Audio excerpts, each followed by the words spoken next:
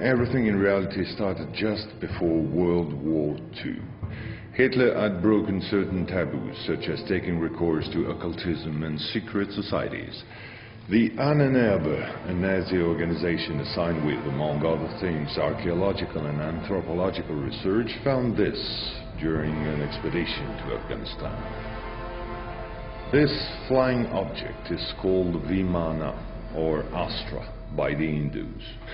Moreover, during exploration of the subsoil by the Russians and Chinese in 1927, traces of a very ancient nuclear explosion were detected. Certain sedimentary layers had been atomically vitrified 50,000 years ago. One must understand that Hitler, thanks to these discoveries, which he took highly seriously, was going to open a Pandora's box which no government, whether friend or enemy, wished to close afterward. Behind tragic history, which we all know, lies a theory based on the existence of full moons associated with the 4 geological cycles. According to Hans Oerbiger, founder of the world ice theory, the Earth had undergone 4 semi-global extinctions of life due to the fall of one of these moons. Effectively, as one goes along, the satellite moved closer, gravity changed and triggered some deep mutation of the genetic standards, thereby creating a race of highly intelligent giants measuring approximately between 10 to 13 feet tall. Several tens of thousands years later, the moon crashed, the impact causing a serious rise in sea levels and a nuclear-like global winter. This race of giants was to disappear due to a terrestrial gravity which had grown too powerful and incapacitating for their unusual size. Hitler was initiated to these doctrines, and contacts with Tibet in particular were frequent. The Nazis sought contact with the survivors of ancient civilizations, holders of ancient technologies like the previously described Vimanas.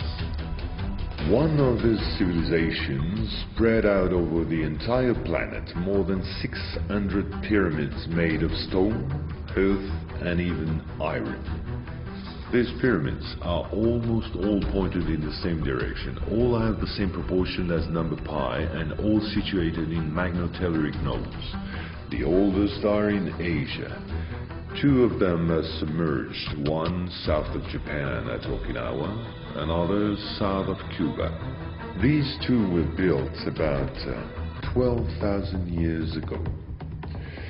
Father of the Nazis' UFOs, Schauberger headed the Real Society in charge of anti-gravitational research.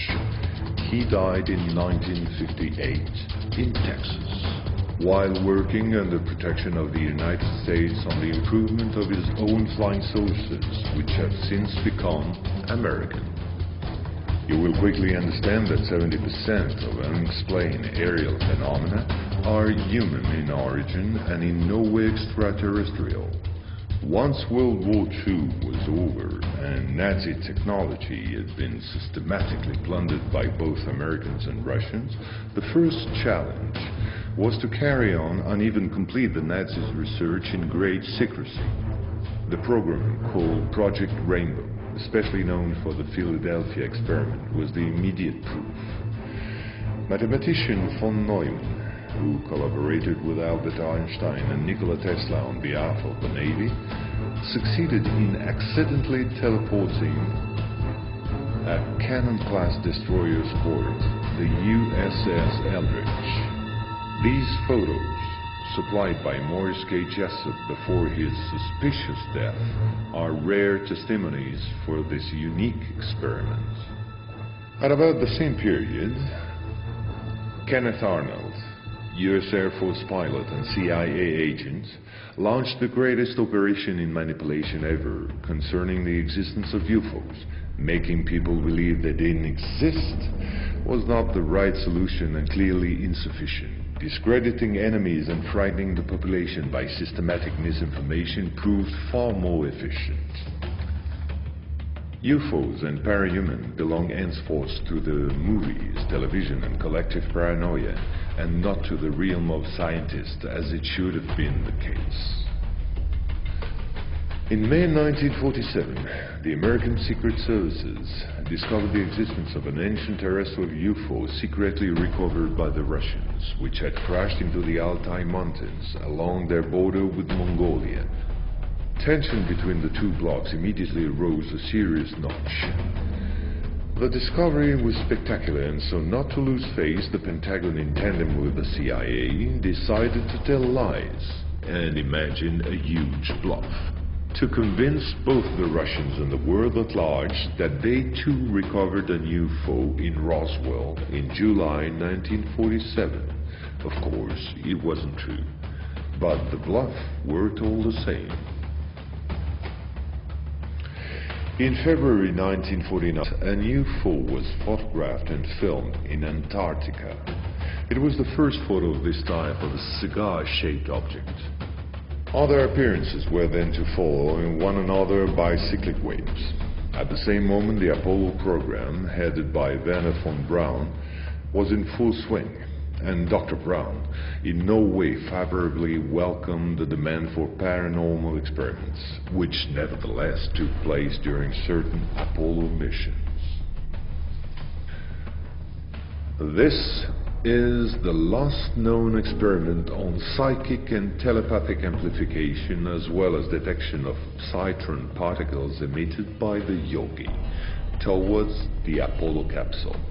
But these tests were all eclipsed by the systematic appearance of unidentified objects around orbital flights and the discovery of traces of civilization on the moon.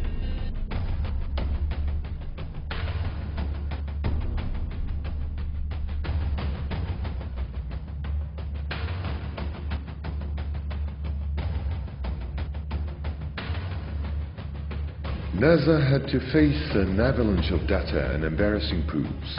The only solution was to put everything under the cloak of defense secrets. In 1971, the Jason Directive set up a special retouching service whose purpose was to erase all signs of civilizations or ruins on the moon, especially in those photos intended for the general public and the press. In June 1965 has appeared this in a satellite report in the area of Deception Island, south of Argentina.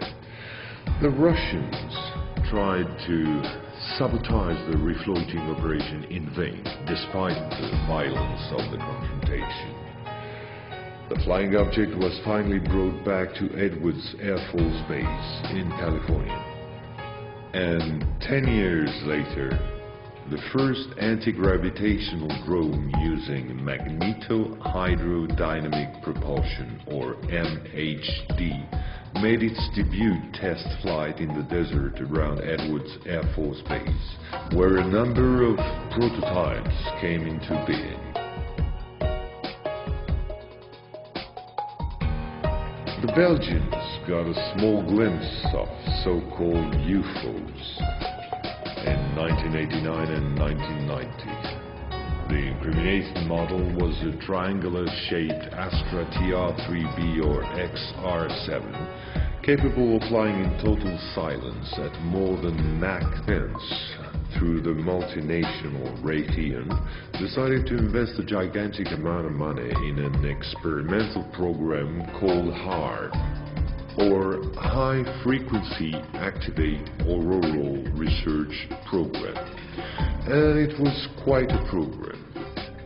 Officially, the base in Alaska studies the ionosphere. In truth, the real possibilities of the installation are enormous. Climate manipulations, deep detection of underground base or deposits, silent and remote destruction of any object, and most important of all, manipulation of human behavior. So in 1996, A Russian satellite discovered in Antarctica the almost intact wreck of an immense spacecraft, revealed by the melting of the glaciers.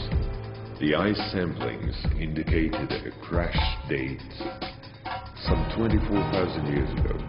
At the same moment, a volcanic eruption on the Deception Islands, the same islands as before, forced the Russian to request help from the United States, given the urgency and importance of recovery of the vessel. In the end, they suddenly dropped it all and evacuated the zone in panic. The device was finally destroyed by the Russians, extremely upset by the situation, which was no longer working to their advantage. No country will have such opportunity again. And this foolish action, as bad losers on the part of the Russians, was only to reinforce the position of the Americans as regards extraterrestrials.